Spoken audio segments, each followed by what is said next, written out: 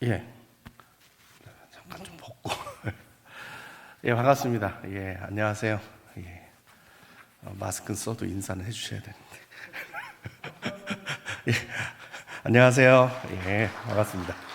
예, 그 시작하기 전에 뭐 농담이라도 한마디 하고 처음 뵀으니까 좀 분위기를 좀 풀어볼까 합니다. 저는 이제 시골에 어떤 할아버지가 계셨습니다. 할아버지가 계셨는데 서울 사는 친척한테서 전화가 왔어요. 그래가지고 자기 아들 결혼한다고 결혼식 오시라고 이렇게 된 거죠. 알았다고 가겠다고. 그래서 몇 날 며칠 했는데 장소를 얘기하는데 메리어트 호텔이라는 거예요. 저쪽 강남 고속터미널 뒤에 있지 않습니까? 메리어트 호텔. 그런데 이 할아버지가 모르니까 입에 안 붙는 거예요. 그래서 뭐 자꾸 물어봤는데 메리어트 그러는데 안 붙으니까 할아버지가 끝내 이제 알았다고 자기 혼자 알아서 입력을 했는데 그게 이제 메리아스였어요. 좀 비슷하지 않습니까? 그냥 내가 메리아스 호텔로 간다 이러고 갔습니다. 그래가지고 이제 서울역에 내렸어요. 당일이 돼가지고 서울역에 내려가지고 택시를 탔습니다. 어디 가자고 그래야 돼요? 메리아스 호텔 가자 그래야 되는데 분명히 머릿속엔 메리아스였는데 입으로 튀어나온 거는 런닝구 호텔 갑시다 이렇게 나왔어요. 런닝구 호텔 갑시다. 그리고 본인은 뭐 전혀 모르고 이제 근데 차는 출발을 했는데 이 택시기사가 메리어트 호텔에 내려준 거예요. 그랬더니 이 할아버지가 그때 생각났어요. 자기가 런닝구 호텔 갑시다 그랬는데 여기 온 걸 그때 딱 생각이 나서 야, 당신 대단하다고. 아니 어떻게 내가 런닝구 그랬는데 여기 메리아스 호텔에 내려줬냐고. 정말 당신 대단하다고 그랬더니 택시기사가 이건 뭐 아무것도 아니라고. 전에 그 예술의 전당 가는 손님이 계셨는데 그분은 전설의 고향 갑시다 이것도 내려줬다는 거지. 예. 이게 잘 웃어주시니까 한마디 더 하고 싶네요. 예, 하나 더 할까요? 오늘 그 목사님이 이제 나이가 지긋하신 목사님이신데 유년부 애들은 예배를 어떻게 드리는지 갑자기 궁금해지신 거예요. 그래서 그 초등학교 1, 2, 3학년 애들 있잖아요. 그래서 전도사님 보고 우리 한 주를 바꾸자. 당신이 작년 예배를 하고 내가 유년부 가서 설교하겠다고 바꿨어요. 그 이제 주일 돼가지고 목사님께서 이제 그 유년부 가서 설교를 하니까 애들이 어떻겠어요? 난리가 났죠. 재미가 없어가지고 이제 난리를 치니까 이제 목사님이 대충 빨리빨리 수습을 끝내고 이걸 어떡하나. 이게 목사가 내 일부러 내려왔는데 분위기는 이렇고 이걸 어떡하나 하다가 전도사는 못하는 또 장점이 있지 않습니까? 목사님이. 그래서 축도를 하겠다고. 축도. 자, 이제는. 그리고 이제 축도를 시작했는데 맨 앞에 개구장이 두 놈이 앉아 있었어요. 그래서 한 놈이 옆에 놈 옆구리를 쿡 찌르면서 야, 목사님은 왜 기도하는데 두 손을 저렇게 들고 기도를 하니? 이렇게 물어본 거예요. 처음 봤으니까. 그랬더니 옆에 있는 놈이 야, 그것도 몰라 임마. 설교를 저렇게 했는데 하나님한테 벌 받는 거지 그러더라는 거예요. 제가 오늘 제가 뭐 런닝구를 해도 여러분들은 어디가 있어야 돼요? 메리아스에 가 계셔야 돼요. 이렇게 잘 이해를 하셔야 되는 거예요. 잘 이해해서 메리아스 가고 제가 얘기할 때 여러분들 협조를 잘해서 제가 두 손 들고 내려가지 않도록 잘 부탁드리겠습니다.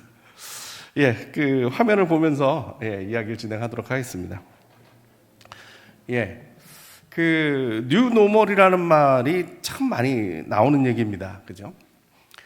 이 코로나 시대가 딱 됐는데요. 지금도 저희가 포스트 코로나 시대 뭐 이러면서 주제를 잡아놨기 때문에 지금 쭉 하고 있는데 실은 이제 포스트 코로나라는 게 저희가 이 세미나를 처음 시작했을 6월 달만 돼도 포스트라는 것이 코로나가 끝난 이후에 어떻게 될 것이냐에 대한 얘기를 했었는데 이제는 뭐 얼마나 갈지 모르는 이런 상황이 됐지 않습니까? 이게 이제 뉴노멀이다. 새로운 노멀이 되고 말았다. 근본적인 변화가 일어날 것이다. 이런 얘기를 하는 것이죠. 어떻게 보면 참 놀라운 것이 무엇이냐면 얼마 전에 9월 달에 추석 전이었습니다만 권준욱 그 본부장이 그 부본부장이죠. 방역대책 하시는 분이 제가 그분을 압니다. 제가 그 자살 예방 활동을 하면서 그분이 자살 예방 담당했던 국장이셔가지고 제가 개인적으로 알기 때문에 그분이 나오면 제가 열심히 봅니다. 아는 사람이 뉴스에 나오니까 열심히 봤는데 그분이 추석 전이었는데 무슨 말을 하냐면 내년 추석에는 우리가 잘 지낼 수 있으면 좋겠습니다 이러더라고요. 그래서 제가 왜 그런 거 있잖아요. 아는 사람이 저거 실수했구나 이런 생각이 든 거예요. 아니 지금 올해 추석 맞이하고 있는데 내년 추석은 무슨 얘기야 그랬더니 생각을 해보니까 실수가 아니라 내년 추석 때쯤이라도 백신이 나오면 다행이다. 지금 상황이 그런 상황이잖아요. 제가 그 지난달이었죠. 그 9월 달에 뉴스를 보는데 무슨 뉴스가 나왔느냐 하면요. 뉴욕 메트로폴리탄 오페라 하우스에서 지금 휴관 중인데 휴관 기간을 연장한다 그러는데 언제까지 연장을 하냐? 내년 9월까지 연장을 한다는 거예요. 1년을 연장을 해버렸습니다. 이게 무슨 얘기냐? 우리가 지냈던 과거, 불과 올해 1월 달에 했었던 그런 생활은 적어도 내년 9월까지는 불가능하다. 그러니까 이제 포스트 코로나라는 말이 지금 몇 달 만에 우리가 이제 위드 코로나라는 말을 아주 당연하게 쓸 수밖에 없는 그런 상황 속에 지금 와 있다라는 것이죠. 저는 이 상황 속에서 우리가 생각해야 될 것은 이것을 하나님의 심판으로 보아야 될 것이냐. 저는 그렇게 생각은 안 합니다. 저는 경고라고 생각합니다. 무슨 얘기냐. 코로나가 왜 왔느냐 따져보면 인수감염 때문이다 이런 얘기를 하지 않습니까? 결국 동물한테서는 괜찮았던 바이러스였는데 사람한테 옮아오니까 이게 문제거든요. 어떤 동물이 지금 제일 유력하냐? 박쥐입니다. 박쥐한테 이 코로나 바이러스가 붙어있을 땐 별 문제가 아니었는데 이게 인간한테 넘어오니까 지금 문제가 되는 거거든요. 이게 왜 우리가 박쥐를 접하게 됐습니까? 여러분 살면서 박쥐를 몇 번 보셨어요? 저도 한 두세 번 본 것 같습니다. 박쥐 볼 일이 없죠. 깊은 동굴 속에 있거나 아니면은 밀림 속에 있거나 이런 게 박쥐잖아요. 심지어 낮에 안 돌아다니고 밤에 돌아다니는 게 박쥐인데 왜 인간이 거기 가서 접했겠어요? 박쥐가 살고 있는 밀림까지 우리가 잘 먹고 잘 살아보겠다고 밀고 들어간 겁니다. 거기다 농사 짓고 거기다가 가축 키우고 거기다 공장 만들고 하다 보니까 이 동물의 세계와 인간의 세계가 겹쳐지다 보니까 이 바이러스가 넘어온 거고 실은 이게 이렇게 빨리 세계로 번져나간 거는 인간이 만들어 놓은 이 문명이기 때문이죠. 교류가 많이 일어나니까. 교류가 많이 일어나지 않습니까? 결국 이 코로나 바이러스의 본질은 이런 팬데믹이 일어난 것의 본질은 인간의 욕심입니다. 그래서 문명의 전환이라는 얘기를 하는데 코로나라고 이걸 극복할 방법은 우리가 여태까지 살던 그 방법으로 살면은 망한다. 코로나 바이러스라는 말을 지금 우리가 상당히 놀랍게 듣고 있지만 실은 이게 이전에도 있었다라는 거죠. 사스도 사스 코로나 바이러스죠. 정식 명칭. 메르스도 메르스 코로나 바이러스입니다. 왕관같이 생긴 그 균이에요. 그게 박쥐한테 왔다는 그 동물한테 왔다는 그 균이에요. 바이러스예요. 결국 우리들은 이런 경고를 계속적으로 들었습니다. 이런 식으로 하나님의 창조 질서를 무너뜨리고 산업화라고 하는 우리 인간들의 그 바벨탑을 쌓아나갈 때 너희들이 멸망당할 수 있다는 경고는 우리가 계속 들은 겁니다. 근데 우리가 돌이키지를 못한 거죠. 돌이키지를 못한 겁니다. 우리가 더 좋고 더 많은 것을 누리면서 살겠다라는 그 욕심 때문에 외면하고 살았는데 지금 결정타를 맞은 거죠. 제가 전에 어느 그 단체에서 이와 관련해서 제가 강의를 했습니다만 평신도 단체였어요. 변호사 단체인데요. CLF에서 제가 이 강의를 했더니 마지막에 그 단체 대표가 기도를 하는데 저한테 확 와닿았어요. 바로에게 10가지 재앙이 끝나고 이스라엘 백성을 보내준 듯이 우리도 끝까지 버티다가 멸망치 않게 해주십시오라고 기도를 하는데 저한테 와닿더라고요. 이제 우리가 변해야 될 텐데 어떻게 변해야 되느냐? 저는 회개가 아니라 회심이 필요하다. 저는 이 회개라는 것은 이 회자가요, 회개하고 회심하고 이 회자가 좀 같은 줄 알았는데 다르더라고요. 회심은 돌이킨다 할 때 저 회자고요, 회개할 때 이 회자는 반성한다 이런 뜻입니다. 그러니까 회개라는 건 내가 반성을 하고 내가 이렇게 살던 걸 고친다라는 뜻인다면, 회심이라는 건 내 생각조차도 바꾸겠다라는 거예요. 근본적인 변화. 저는 이 시대를 맞아가지고 우리에게 지금 필요한 거는 회개를 넘어선 회심이다. 단순하게 요번에 백신 만들고 치료약 만들어서 넘어서는 게 문제가 아니라 이 상황까지 오게 만들었던 우리들의 생각조차도 바꿀 때가 됐다. 특히 우리 믿는 사람들이 주님 주신 이 환경 속에서 이 생태계에 대한 청지기 의식을 가지고 마음을 바꿀 때가 됐다 이런 생각이 듭니다. 제가 최근에 이 관련돼서 정말 열심히 공부를 했지. 저는 이 얘기가 실은 더 많이 하고 싶은데 다른 얘기를 목사님들은 더 필요할 것 같아서 제가 그렇게 생각을 하기는 합니다만, 최근에 제가 관심을 가지고 본 게 뭐냐면 에스라서였습니다. 무슨 논문을 써야 돼서 제가 관심을 가지고 보면서요, 이게 지금 우리 시대에게 전해주는 귀한 메시지가 될 수 있겠다 이런 생각이 들더라고요. 성전은요, 기본적으로 그 표를 보여주십시오. 성전은 기본적으로 중앙집권적입니다. 그리고 참 제가 이 연구를 해보면서 참 놀랐는데, 이스라엘 사람들은 어떻게 신앙생활을 했을까 이런 거죠.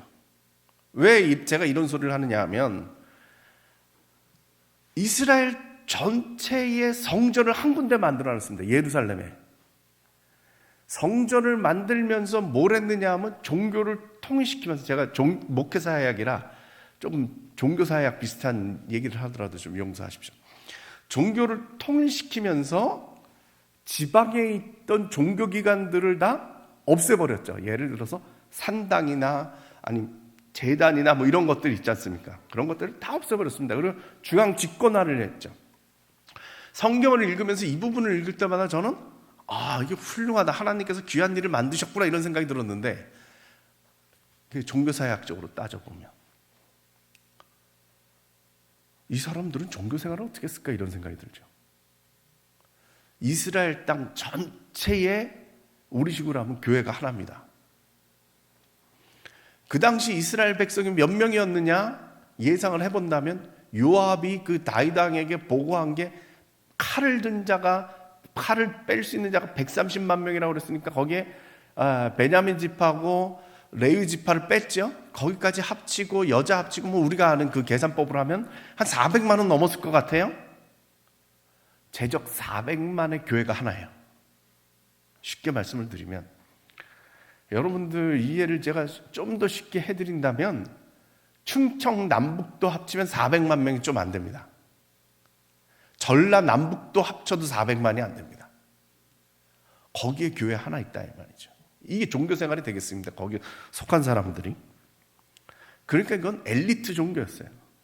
1년에 3번 이 사람들은 가보는 거고, 나머지 종교생활은 왕족과 귀족과 특히 제사장들에 의해서 대리로 드리는 제사였어요. 백성들은 1년에 3번 성전을 가는데요, 성전에 가가지고 제사를 참여했을까요? 못했어요. 이분들은 제물만 드리는 거죠. 뭘 했습니까? 성전에 그 이스라엘 뜰까지만 밟고 제물 드리고 잘했겠거니 하고 돌아가는 거였어요. 참 종교생활이 어렸을 거라는 저 생각이 들어요. 근데 참 놀라운 일이 뭐냐 하면요, 포로기가 되니까, 우리랑 비교할 만하죠. 뉴 노멀 시대의 포로기가 되니까요, 이분들이 성전을 못 가니까, 이스라엘의 정체성이라고 할 수 있는 그 신앙의 근본인 예루살렘 성전을 못 가니까 이 사람들이 어떻게 했느냐? 회당을 지었어요. 근데 이 회당의 특징이 뭐냐? 남자 10명만 있으면 지을 수 있어요. 이게 상당히 비밀이 많은 겁니다. 왜냐하면 안식일에 걸을 수 있는 거리가 900m 이상 못 가잖아요. 그러니까 바로 옆에 회당이 있어야 되는 거예요, 다. 근데 놀라운 일이 벌어졌어요. 제사장도 없고 귀족도 없고 왕족도 없는데 이 백성들끼리 이스라엘 사람 10명만 되면 다들 회당을 하나씩 만들어가지고 공동체죠. 건물이 아니라 공동체를 딱 만들어 놓고 나니까 거기서부터 말씀 중심의 종교가 일어난 거예요. 말씀을 파잖아요, 이 사람들이. 회당마다 두루마리 성경을 갖다 놓고 성경 말씀에 집중을 하지 않습니까? 놀라운 일이 뭡니까? 이스라엘 사람 누구든지 성인 남자라면 이 회당에 들어와서 두루마리를 펴서 말씀을 읽고 해석할 수 있었어요. 완전 민주화가 일어난 거예요. 우리식으로 표현을 하면. 평신도 종교가 된 거예요. 자, 성전이 우리들에게 중요합니까? 회당이 중요합니까? 우리는 실은 이 회당 전통을 교회가 계속 이어오고 있는 거죠. 특히 개신교라고 하면 특히 더 그렇습니다. 근데 성경에 보면 회당이 언제 만들어졌는지, 어떻게 만들어졌는지, 하나님은 무슨 말씀을 했는지 한마디도 없어요. 그냥 저 같은 사람들이 분석해 보는 건 뭐냐? 성전은 엘리트, 그 주류 사회의 종교였기 때문에 성경에 기록될 수 있었으면, 회당은 이 민중들의 포로기 때 만들어 놓은 거니까 이게 기록이 제대로 안 남았던 것 같아요. 아무리 찾아도 회당은 언제 시작했다 나오질 않아요. 그냥 학자들이 추측하는 겁니다. 포로기부터 시작했다. 근데 하나님의 섭리는 참 놀랍죠. 성전은 1000년 역사였는데요, 회당은 지금까지 이어져 가지고요 2500년이 넘는 역사를 이어가고 있어요. 근데 포로기에서 돌아왔어요. 성전을 재건했어요. 그럼 원래 전통대로 하면 어떻게 해야 되느냐? 회당을 없애야 되죠. 전에 산당을, 지방에 있었던 종교기관들을 없앤 것처럼 회당을 없애지는 않았죠. 공존했어요. 공존을 했어요. 저는 이제 오늘날 온라인 예배랑 이게 비슷한 것 같아요. 지금 우리가 회복된다라는 것의 그 개념이 어떻게 될 것이냐? 이제 공존으로 가야 되지 않겠느냐? 어떤 분들은 예배당에 모일 수만 있으면 이걸 없애겠다. 왜? 이것 때문에 여기를 안 오니까. 근데 그건 어려울 것 같아요.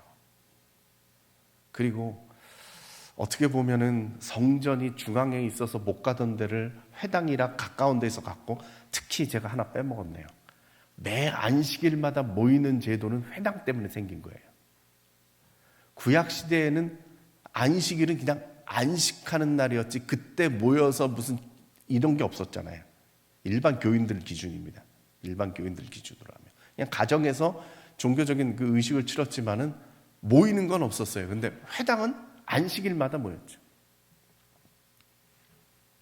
근데 지금 온라인 시대가 되니까 이제 시공이 초월됐죠. 시간 관계 없습니다. 공간도 관계가 없습니다.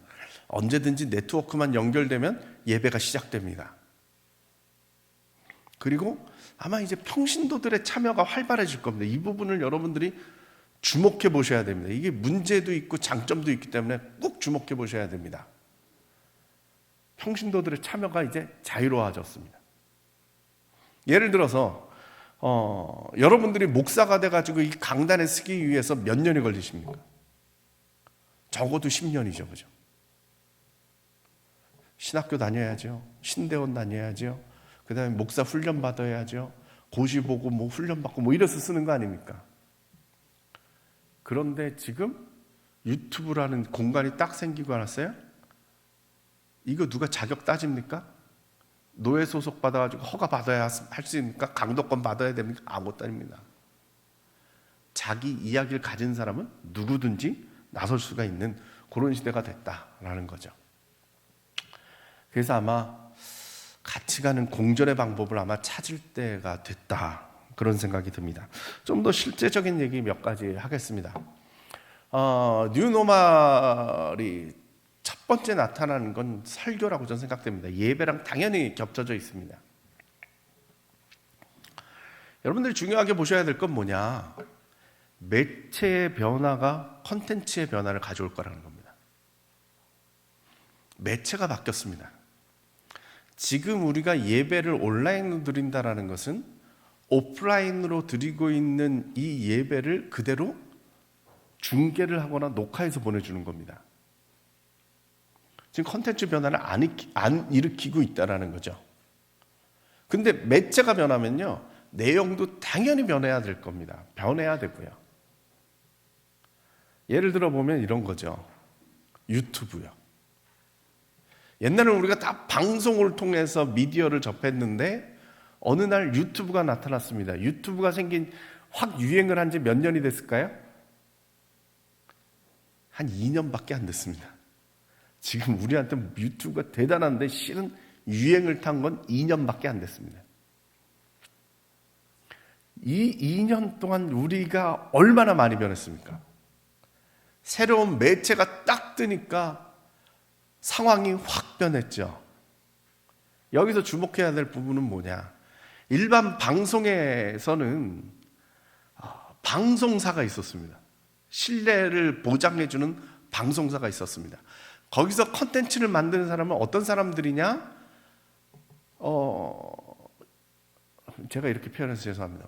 인류대학을 나오고 방송고시라고 하는 시험을 통과해가지고 방송국이라고 하는 그 체계 안에 들어온 사람들입니다. 이게 PD죠.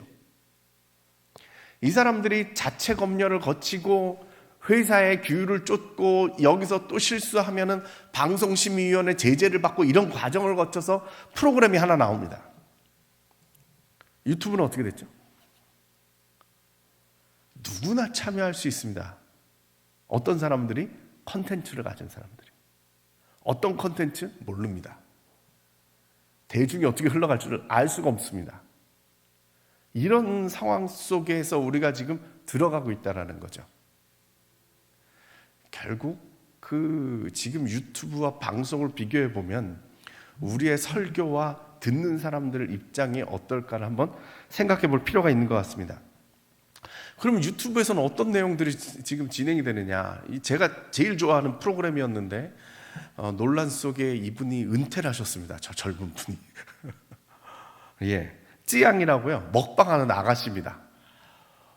저 얌전하게 조그맣게 생긴 저 아가씨가요, 어마어마하게 먹습니다. 지금 제일 유명한 그 컨텐츠입니다. 그 영상인데 저거는 몇 명이 봤느냐면 730만 명이 봤습니다. 730만 명이. 말도 안 되죠. 저 앉은 자리에서 라면을 18개를 먹습니다. 뭐 이따만한 사람이 18개를 먹으면 이러면서 볼 텐데 저 조그만 아가씨가 계속 라면만 먹습니다. 저렇게 끓여가지고 이 판에서 끓이면서 이쪽 거 먹고 이쪽 거 먹으면서 이쪽 거 끓이고 하면서 18봉지를 먹는데 30분 동안 아무 말도 별 얘기가 없습니다. 유튜브 보면 막 난리를 치잖아요. 근데 이 아가씨는 30분 동안 18봉지 먹기도 바쁘니까 별 얘기가 없습니다. 그래서 저는 좋아합니다. 근데 논란 속에 은퇴를 하셨습니다. 그러니까. 네. 여러분들 만약에 이거를 갖다가 텔레비전 방송에서 이걸 틀어준다면 어떻게 되겠습니까? 난리가 나겠죠. 못 틀걸요. 30분 동안 라면 먹는 것만 보여준다 그러면은 KBS 드라마 하는 그 시간에 저 아가씨가 나와서 라면만 쭉 먹고 있으면 이게 방송이 될까요? 근데 유튜브는 가능합니다. 그럼 사람들이 안 보냐? 700만 명이 넘게 봤다니까요. 아주 유명한 아가씨. 또 다른 거 보여드릴까요? 이것도 황당하죠. 이거는 연고TV라고요. 연대생, 고대생들이 어떻게 사는가 보여주는 채널입니다. 이 영상이 꽤 유명한 영상인데요. 저 아가씨가 연대 의대 학생입니다. 누군지 모르죠, 뭐. 연대 학생입니다. 근데 저 아가씨가 보여준 게 뭐냐 하면, 저 학생이 보여준 게 시험 전날 밤새서 공부하는 걸 보여주는 겁니다. 5시간 동안. 저러고 그냥 있습니다. 시험 공부하는데 뭐라고 얘기할까요? 아무 말 안 합니다. 그냥 영상을 저렇게 비춰놓고 그냥 공부합니다. 공부하다. 정말 그 좋은 대학 다니는 애들은 달라요. 5시간 동안 꼼짝 안 하고 공부를 합니다. 근데 저거 본 사람이요, 한 200만 명 정도 됩니다. 저걸 도대체 왜 볼까요? 200만 명이. 요즘 애들은, 우린 옛날에 공부하다가 좀 그러면은 친구 집 가서 공부했잖아요. 근데 친구가 없는 거예요. 그러니까 저거 틀어놓고 밤새 친구랑 공부하듯이 혼자 공부하기 민망하니까 저거 틀어놓고 공부한대요. 말이 됩니까? 근데 된다니까요. 감을 잡을 수가 없어요. 이거보다 더 황당한 영상은 뭐냐 하면 백색소음이라는 채널이 있어요. 한번 찾아보세요. 유튜브에서 백색소음이라는 게 있는데 그건 뭐냐면 서울대 도서관에서 녹음만 4시간 하는 겁니다. 서울대 도서관에서 녹음을 하면 무슨 소리가 들릴까요? 아무 소리도 안 들립니다. 바람 움직이는 소리야, 책장 넘기는 소리, 걸어가는 소리, 이거밖에 없는데 그냥 공부하면 먹먹하니까 그거라도 털어놓고 공부를 하는 거예요. 마치 자기가 도서관에 있는 것처럼. 근데 그게 수십만 명이 봤어요. 정말 상황을 우리가 알 수 없는 상황입니다. 이분은 아세요? 이름은 정확하게 제가 모르겠는데 지금 제일 유명한 전도사입니다. 합동적 전도사인데, 허니의 일상이라고 전도사님의 일상을 보여주는 게 저 콘텐츠입니다. 주일 아침에 7시에 일어나서 주일 가기 전에 화장하는 저 영상이 제일 유명한 영상입니다. 이 영상을 보니까 제가 이렇게 땄을 때 130만 명이 봤습니다. 몇 달 전입니다. 130만 명이 봤습니다. 목사님들 그 설교 다 이렇게 보내시죠? 조회수가 몇 개 나옵니까? 거의 상상을 초월하는 겁니다. 130만 명이 봤다니까요. 우리의 예상을 많이 뛰어넘습니다. 이거는 목회데이터 연구소에서요. 목회데이터 연구소에서 유튜브 조회수를 기독교 콘텐츠를 기준으로 해가지고 조회를 쫙 해봤어요. 1등이 한성교회입니다. 저쪽 목동 어디에 있다고 저도 가보진 않았습니다. 처음 들어본 겁니다. 이 데이터가 나오기 전에 저 처음 들어봤습니다. 여러분 아십니까?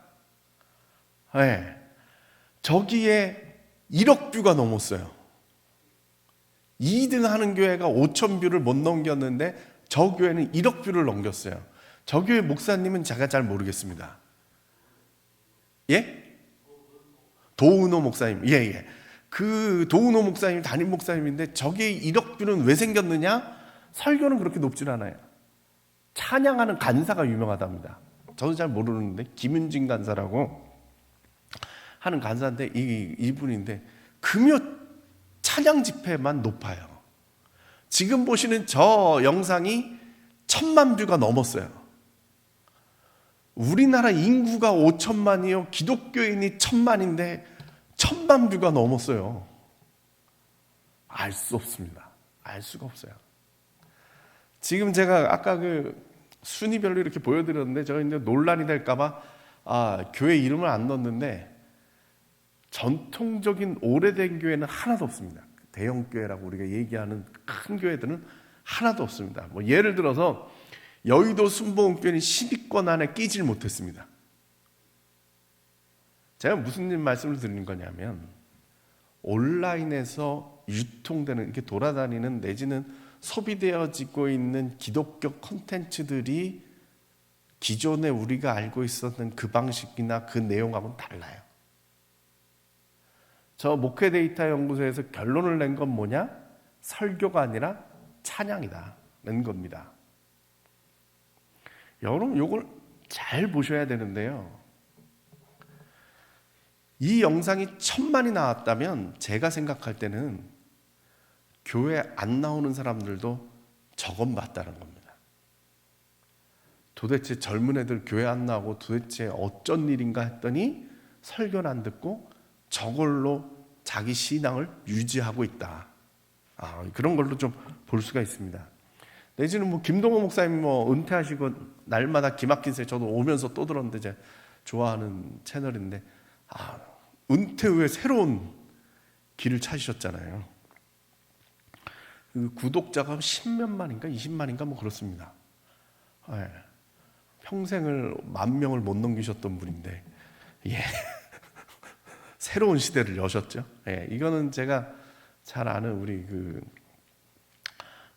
부천 성만교회 목사님이신데, 좀 감각 있으시니까 금방 코로나 이래서 방송 교회 이거 하니까 청년들 데리고 이불 무릎에 덮고서는 얘기를 하는 걸 보여주는 거죠. 인기가 있을 수밖에 없죠. 결국 우리가 새로운 시대를 살아야 돼요. 근데 중요하게 보셔야 될 부분은 뭐냐? 어떤 경영학자가 그 코로나 시대의 경영에 대한 얘기를 하면서요, 대박 시대에서 완판 시대로 갔다. 이게 4차 산업혁명 얘기입니다. 이게 코로나에서 딱 짚은 게 아니라 그 4차 산업혁명 시대에 연결을 해서 하는 얘기인데, 하는 얘기가 뭐냐?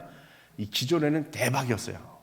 좋은 물건을 만들어서 삼성이니 LG니 유명한 회사에서 좋은 물건 만들어서 전 국민이 쓰도록 만드는 대박의 꿈 꿨는데, 요즘은 어떻게 됐느냐? 개별 맞춤에 따라서 조그맣지만 완판 시대다.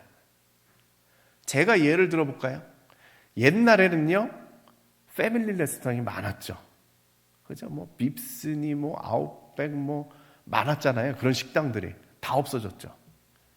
이게 대박 영업 전략이었죠. 요즘은 어떻게 됐느냐? 요즘은 사람들이 그런 데 안 가죠. 개성 있는 식당을 찾아가죠. 이게 핸드폰만 뒤지면은 우리 동네에 어떤 식당이 어떻게 유명한지, 사람들이 어떻게 평가하는지 다 나오니까 다 찾아가죠. 완판이라는 게 적게 만들고 다 파는 시대다. 교회도 전 마찬가지예요.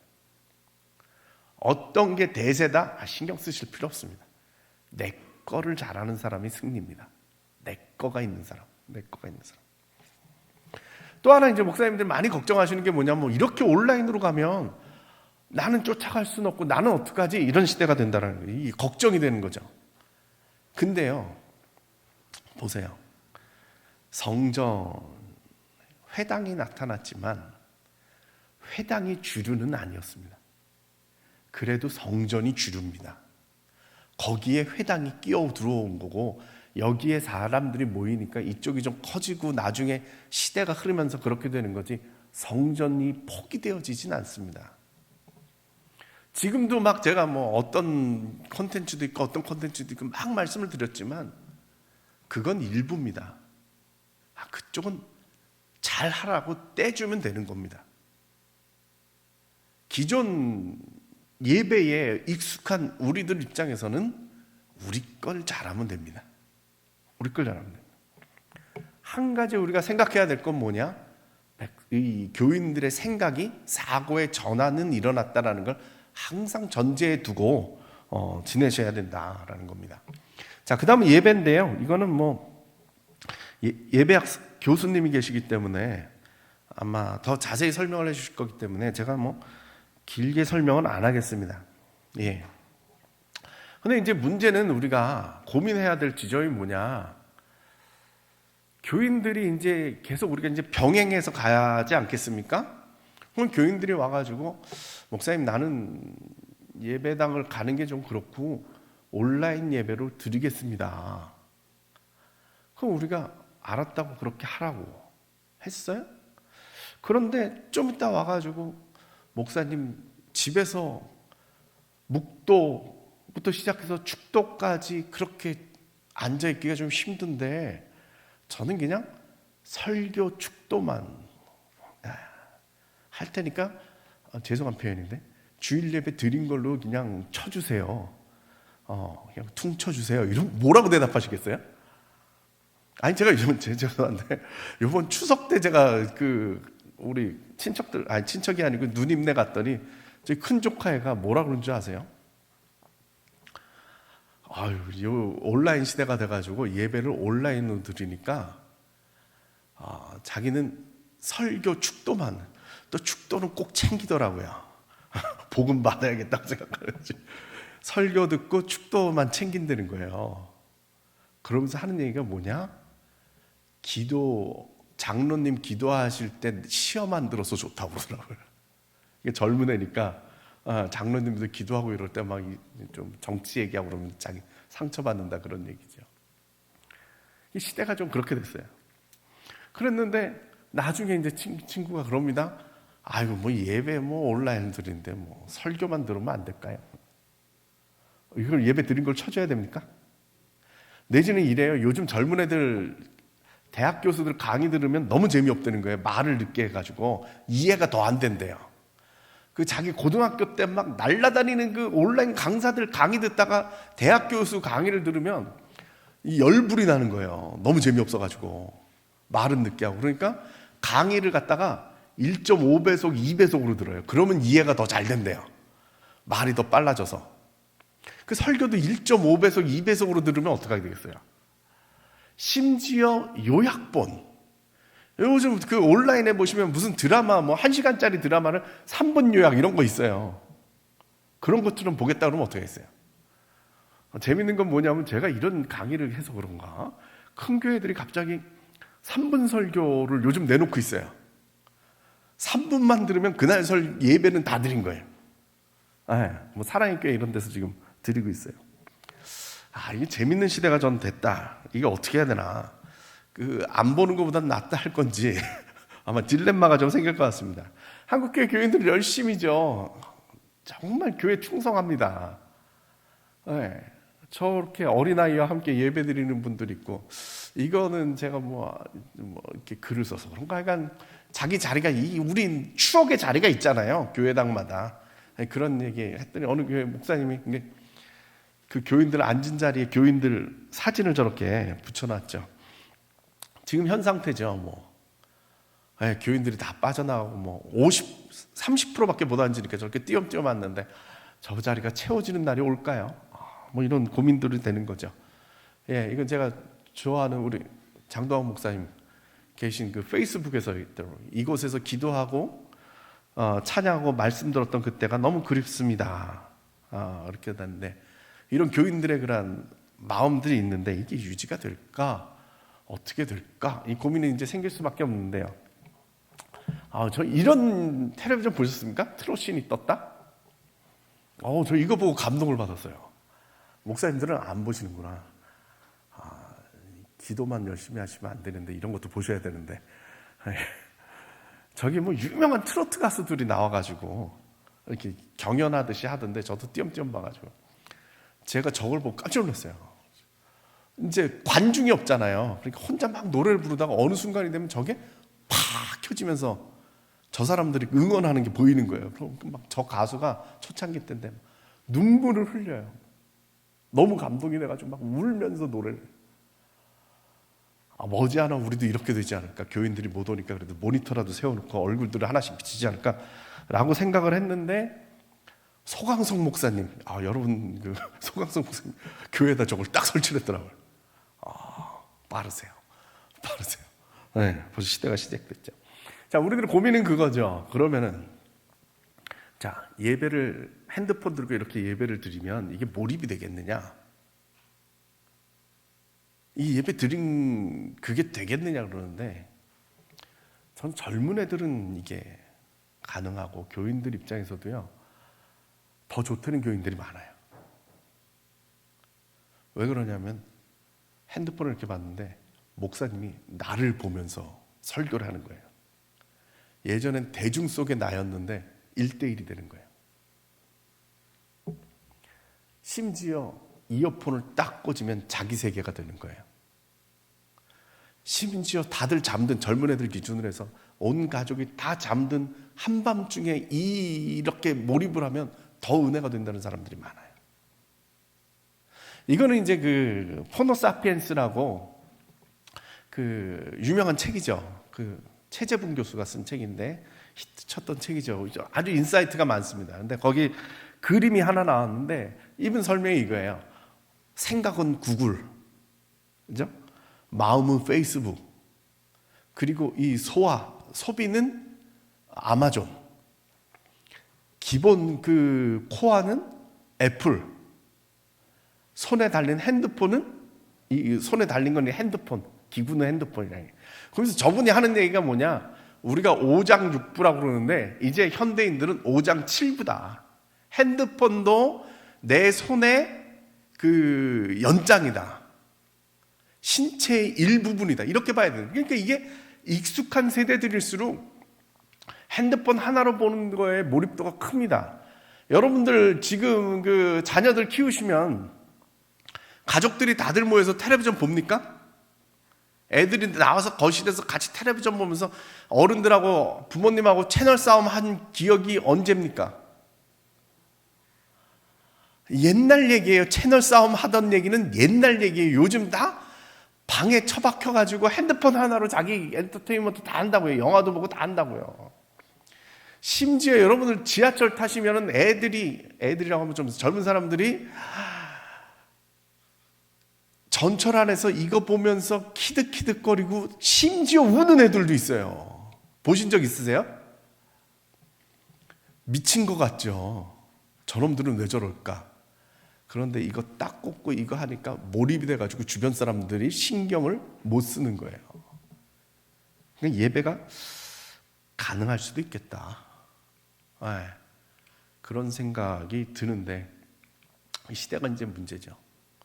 결국 가나안 성도의 증가라든가 비정규직 교인이라고 그랬는데 주일 예배가 아닌 다른 예배에 참여하는 인원들도 점점 늘어날 것이다. 이렇게 보고요. 그 다음에 이제 제일 걱정되는 것 중에 하나가 이제 재정 악화죠. 교인 수 줄어가지고 재정이 악화되는 것도 악화되는 거고 예배 인원이 주니까 악화되는 것도 악화되는 거고 문제는 경제가 어려워지니까 헌금이 주는 것도 겹치고 그렇죠? 올해는 여러분들이 걱정스럽지만 그런 데를 버텨올 수 있었던 거는 헌금은 줄었지만 행사도 없으니까 이제 내년도 예산을 잡으셔야 되잖아요. 내년도 예산 잡으실 때 지금 고심하시는 부분이 어디입니까? 교회들마다 지금 내년도에 이제 그 긴축 예산들 세우고 있는 얘기 지금 듣는데 저희는 그 학교에 목회자들이 오다 보니까 부교육자들이 지금 이제 난리가 났습니다. 수업을 못 들어옵니다. 지금 구조조정 기간이라 눈에 띄어야 된다고 수업을 못 들어올 정도입니다. 심각한 상태가 됐죠. 이제 한국교회 구조조정이 이제 일어날 겁니다. 한국교회가 참 특이한 구조인데요. 80%가 미자립 교회라고 그럽니다. 그죠? 80%가 미자립 교회인데 여기는 좀 다르다고 얘기를 들었습니다만 일반적으로 한국교회를 기준으로 그렇게 보면 노회에 미자립 교회가 80%고 그냥 자기 앞가림하는 교회가 한 10%, 15% 되겠죠? 남 도와줄 수 있는 교회는 몇 프로가 될까요? 5%, 보통 5%고 건강한 노예가 되면 한 10% 이렇게 됩니다.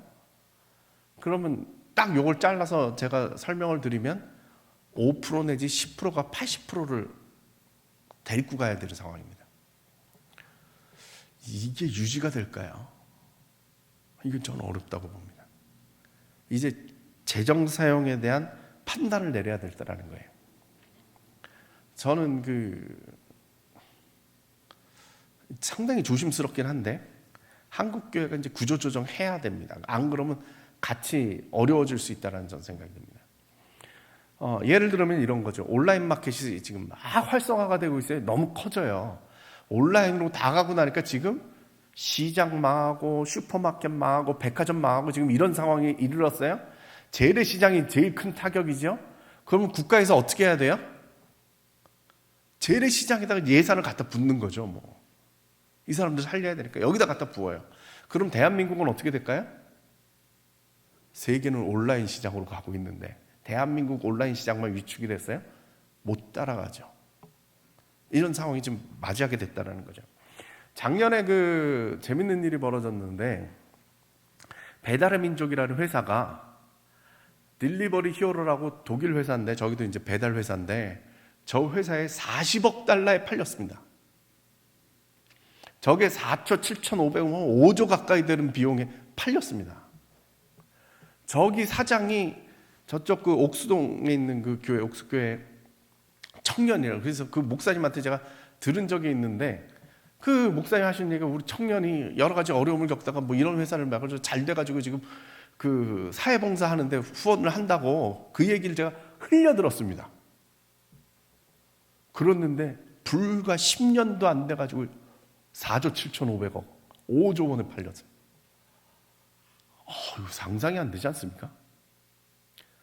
그러면 그냥 단순 계산을 하면 1년에 5천억씩 번 겁니다. 맨손으로 시작해가지고 1년에 5천억씩 벌어가지고 5조 원짜리가 된 거죠.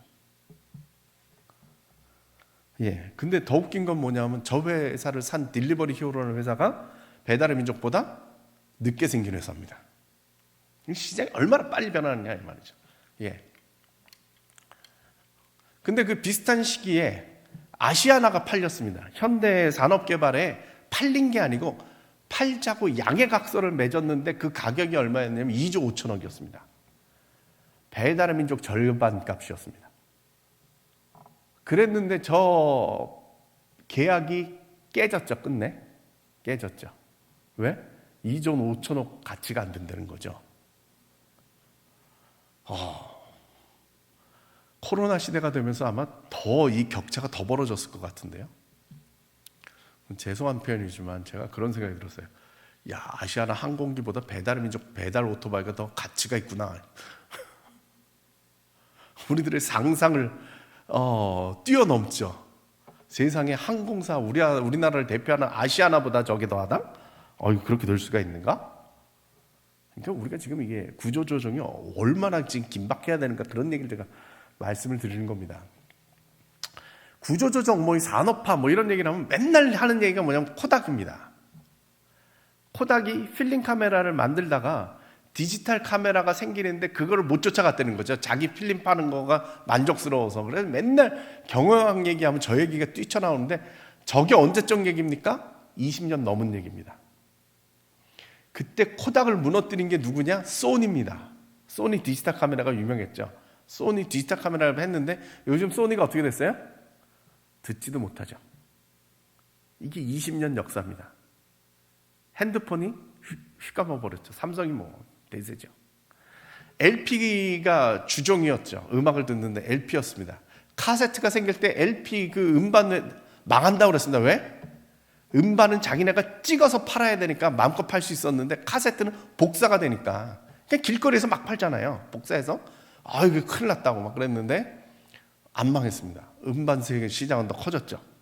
기억하시죠? 근데 카세트 하면서 CD가 나왔습니다. 또 망한다고 그랬습니다. 왜? CD는 영구적으로 보존이 되니까. 카세트 테이프는 늘어지니까 새 거 살 텐데 어떡하냐고 큰일 났다고 막 이랬는데 살아남습니다. 더 커졌습니다. MP3 시장이 나왔습니다. 다운로드 받으면 아무것도 안 살 텐데 어떡하니 큰일 났다 막 이랬는데 더 커졌습니다. 이것도 부족해서 스트리밍 멜론 같은 게 나왔습니다. 이건 더 큰일 났네. 기계도 필요 없어. 누구나 다 저걸 다운받아? 어떡하지? 그랬는데 훨씬 더 커졌죠. 한국 가요계를 생각해 보십시오. 훨씬 커졌죠. 그 다음에 유튜브가 나오니까 또 망한다고 그랬습니다. 왜 그랬느냐면 멜론 저거는 그래도 사용료를 받았는데 회원 그걸 받았는데 유튜브는 돈도 안 받아요. 저거 어떡하냐고 그랬는데 지금 세계를 휩쓸고 있잖아요. 대한민국 가요 시장이. 그러니까 빨리 놓을 건 놓고 받을 건 받고 유지시킬 건가 뭔가 이런 고민들이 우리 가운데 있어야 된다는 거예요. 근데 제가 걱정하는 건 뭐냐? 그럼 예산을 줄여나가면 어딜 줄일 거냐? 구조조정 어딜 할 거냐? 여러분들 작은 교회, 선교지, 기관선교, 지금 기독교 NGO 이런 데까지 합쳐가지고 여러분들 내년도 예산을 짜실 때 어디부터 줄이시겠습니까? 기관이 제일 큰 타격을 입을 거라고 저는 생각을 해요. 지금도 저희가 후원 신청을 해보면 기관은 무너질 것 같아요. 제가 볼 때는 많이 어려울 것 같아요. 근데 제가 정말 목사님들한테 당부드리고 싶은 건 뭐냐? 한국교회가 버티려면 NGO들 지원해 주셔야 됩니다. 한국교회가 지금 어려운 게 사회 신뢰도 문제거든요. 이거를 답보해 줄 수 있는 거는 기독교 NGO들이지 않습니까? 여기가 버틸 수 있게 해줘야 한국교회가 같이 살 것 같습니다. 제가 볼 때는. 어렵게 지금 토대를 개신교는 정말 어렵게 NGO들이 커나가는데 그 NGO들이 지금 이 순간에 10년 넘게 다들 해가지고 세워놨는데 그게 무너졌다? 정말 큰 자산을 잃게 되지 않을까 이렇게 생각이 듭니다. 그 다음 에코처치인데요. 극단적인 그 환경정책이 나올 것 같습니다. 예. 제가 시간 관계상 쭉 그냥 말씀만 드리겠습니다. 그 다음은 NGO 같은 것들이 지역에서 이제 많이 생길 겁니다. 시민운동이 이제 활발해질 겁니다. 재난 상황에서 항상 시민운동이 일어나거든요. 이거를 갖다가 지역사회와 연계를 해가지고 활동을 하는 거, 사회적 리더십을 갖는 거 상당히 중요한 부분들이고요. 그 다음에 제가 말씀드리고 싶은 거는 이제 비대면 사회에 그럼 교회를 어떻게 할 거냐. 이 부분이 우리들이 고민하는 지점이라고 할 수 있겠죠. 그죠? 저는 그 개인 영성이 많이 발전될 것이다. 이제 한국 교회는 모이는 영성입니다. 다른 종교들하고 비교를 해보면 모이는 게 특색입니다. 기도를 해도 그냥 혼자 기도를 하는 게 아니라 새벽 기도, 그게 모여서 기도하는 거예요. 모이는 게 영성입니다, 우리는. 근데 지금 이 시대가 이렇게 되니까 별 수 없죠. 개인적으로 다 흩어질 수밖에 없는 개인 영성 시대가 이제 될 겁니다. 놀라운 사실은 뭐냐면요. 제가 자살 예방 쪽으로 하는데 생명의 전화에서 전년도 상담 주제하고 올해 상담 주제를 비교해 봤더니 전년도에는 가족 관계, 경제 문제 뭐 이런 거였어요. 그랬는데 올해는 상담 주제 1번이 뭐냐? 인생이에요. 왜 사느냐? 교회가 할 일이 있다니까요. 이 시대에 사람들이 지금 인생에 대해서 깊은 질문을 지금 던지고 있어요. 심지어 요즘 제일 뜨는 가요가 뭐예요?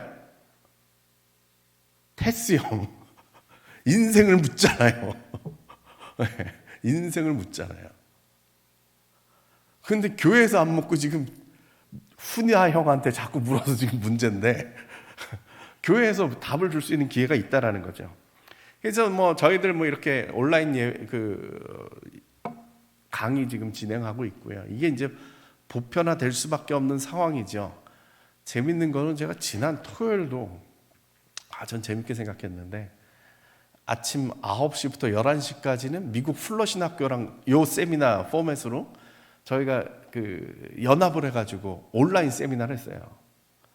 네, 100명 넘게 왔어요. 전 세계에서. 이게 오프라인으로 하려면 이 모이는 인원이 얼마나 힘들어요. 모으기도 힘들고. 근데 아주 쉽게 전 세계에서 접속이 됐어요. 5시에는 제가 또 회의를 했어요. 무슨 코로나 시대 때 종교의 역할에 대한 그 무슨 프로젝트 진행하는 게 있어서. 그랬더니 이제 우리 5명이 모이는데 1명은 이탈리아에 있어요. 회의가 가능해요. 그죠? 8시에는 제가 기운실 관련되어 있는데 기운실 회의하고. 더 바빠요. 옛날에는 토요일 날 이렇게 안 모여야 할 텐데 관계없이 모이게 되는 거죠. 앞으로 이게 일상화될 확률이 높습니다. 자꾸 기술을 배우는 수밖에 없습니다. 저희도 저걸 줌을 써보니까요. 줌에 무궁무진한 그 기능들이 있더만요. 여러분들이 잘 활용을 할 걸 한번 노력을 해보셔야 될 것 같고. 이거는 뭘까요? 저는 지금 비대면 사회가 됐다 막 이러고 있는데 실은 일찍부터 시작했어요. 우리나라도. 저 위에 보시는 그림이 뭐냐 하면 저게 식당입니다. 1인용 식당. 독서실처럼 생겼죠? 칸막이로 해가지고요. 사람 신경 안 쓰고 자기 밥 먹을 거면 먹으면 됩니다. 저기 딱 앉으면 저 앞에 칸막이가 싹 열리면서 주방장이 뭐 드실래요? 그러면 라면이요. 그럼 문 딱 닫고 들어갑니다. 그럼 저걸 딱 열고 라면 나왔습니다. 딱 주면 요것만 이렇게 보면서 이제 밥 먹고 나오면 되는 겁니다. 저 밑에는 뭔지 아세요? 고깃집입니다. 혼자서 식당 가는 사람들이 제일 힘들어하는 게 뭐냐? 고기 먹는 거거든요. 세상에 혼자 와서 고기 구워 먹는 걸 보면 얼마나 웃겨요. 신경이 쓰이는데 저거 극복해 주기 위해서 혼자서 먹게끔 저렇게 만들어 놓은 거죠. 저 텔레비전은 왜 있을까요? 혼자 먹기 뭐하니까 먹방 틀어놓고 강호동하고 같이 이제 밥을 먹는 거죠. 또 다른 예를 들어볼까요? 여러분 은행 가가지고 은행원 만나본 적이 언제입니까? 오래되셨죠. 1년에 몇 번 은행원을 만나보십니까? 한두 번? 한두 번도 다행이죠. 그죠? 안 만납니다. 비대면 사회가 우리는 벌써 시작이 된 지가 꽤 오래됐습니다. 예. 그렇죠? 근데 재밌는 사실이 있는데요. 그건 뭐냐 하면 개인주의가 발달이 돼서 비대면 사회로 간 지 오래됐는데 이건 2017년도에 학복협, 학원보그마협의회 설문조사를 저희가 같이 들어갔는데 거기서 나온 결과예요. 개인주의가 확실한 청년들에게 물어봤습니다. 청년부 하면 뭐가 떠오릅니까? 그랬더니 공동체가 55.5%, 친교적, 똑같은 얘기죠. 40%예요. 95%가 청년부 그러면 무슨 생각이 나요? 공동체라는 거예요. 그럼 청년부의 이상적인 모습은 뭐냐? 역시 공동체예요. 웃기지 않습니까? 철저히 개인주의가 된 개인들이 청년부는 뭘 원하느냐? 공동체를 원한다는 거죠. 그것은 새로 만들어진 공동체라는 뜻일 거예요. 개인을 존중해주면서 함께 모일 수 있는, 어떻게 보면 비전 공동체, 집단적으로 모이는 공동체가 아니라 같은 생각을 가지고 모일 수 있는 그런 비전 공동체, 외롭지만 그 가운데서 내가 위로를 받고 뭔가 도움을 받을 수 있는, 그러나 나의 사생활은 침해받지 않는 그런 공동체를 원할 것 같습니다. 제가 이 이야기하면서 정리를 할까 그러는데요. 제가 그 라이프 오퍼에서 다음에 그 스토리 펀딩이라는 걸 했습니다. 그래서 자살 예방과 관련된 이야기들을 올리고 사람들이 거기다 후원을 하는 형태입니다. 전혀 모르는 사람들이죠. 청소년 자살에 대한 이야기들을 쭉 8가지인가를 적었는데요. 80일간 진행을 했어요. 그랬더니 455명이 펀딩을 했어요. 후원을 했다는 얘기죠. 그리고 총액이 400만 원이 모였고요. 80일 동안 공유가 476번이 됐어요. 적어나면서 제가 되게 재밌게 느꼈는데 그게 뭐냐 하면요, 유사 종교예요. 종교 비슷한 것 같아요. 의뢰 장소는 어디냐? 사이버 공간이야. 다음에 청소년 자살이라고 하는 주제를 가지고 모인 공동체예요. 설교 대신에 스토리를 제공해요. 그랬더니 사람들이 결단하고 행동해요. 그리고 참여합니다. 돈을 냅니다. 헌금을 한다 이거죠.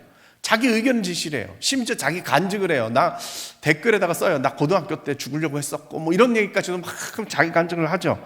그러면서 전도해요. 그게 뭐예요? 공유한다 이 말이죠. 그리고 실행해요. 뭐예요? 우리 보고 가서 자살 예방하라는 거죠. 지켜본다라는 거죠. 이게 목회보다 더 확실하지 않습니까? 약 80일간 진행된 공동체가 뭔가에 대한 생각을 해보셔야 될 것 같은데요. 이재열 교사하고 서울대 사회학과 교수가 한 얘기가 뭐냐? 이제 공동체는 사이버상의 흔적으로 알 수 있다. 쉽게 얘기해서 좋아요, 구독 뭐 이거에 달려있다라는 거죠. 이런 얘기를 하면 여러분들이 걱정하실까 봐 제가 하나 보여드리겠습니다. 이게 뭔지 아십니까? 한강에 가면 요즘 매점이 이렇게 생겼습니다. 웃기게 생겼죠? 보셨습니까? 예. 저 네 기둥은 못 가요. 예. 이게 비가 오면요, 뜹니다. 밑에 주부 같은 게 있나 봐요. 요번 홍수 때입니다. 뜹니다. 예전에는 홍수 나면 저 매점들을 다 그 올림픽대로를 올렸음, 기중기로. 근데 요즘은 안 그럽니다. 뜹니다. 그리고 비가 이제 빠지면 그대로 내려옵니다. 흘러가면 어떡해요? 그래서 네 기둥을 박아놓은 겁니다. 지금 뭐 이 시대에 정말 뭐 별의별 코로나 때문에 더 많은 충격들이 오고 있지만 이 시대에 필요한 거는 부력입니다. 저항력이 아니라 부력입니다. 거기에 떠오르면 되는데요. 문제는 내가 가진 네 기둥이 뭔가, 이것만 확실하면, 이 복음의 네 기둥만 확실하면 이 시대를 충분히 이겨나갈 수 있으리라고 믿습니다. 예, 감사합니다. 다음 시간에는 우리 종교사회학 우리 정재영 교수님이 나오셔가지고 다음 시간 또 강의 진행해 주시겠습니다.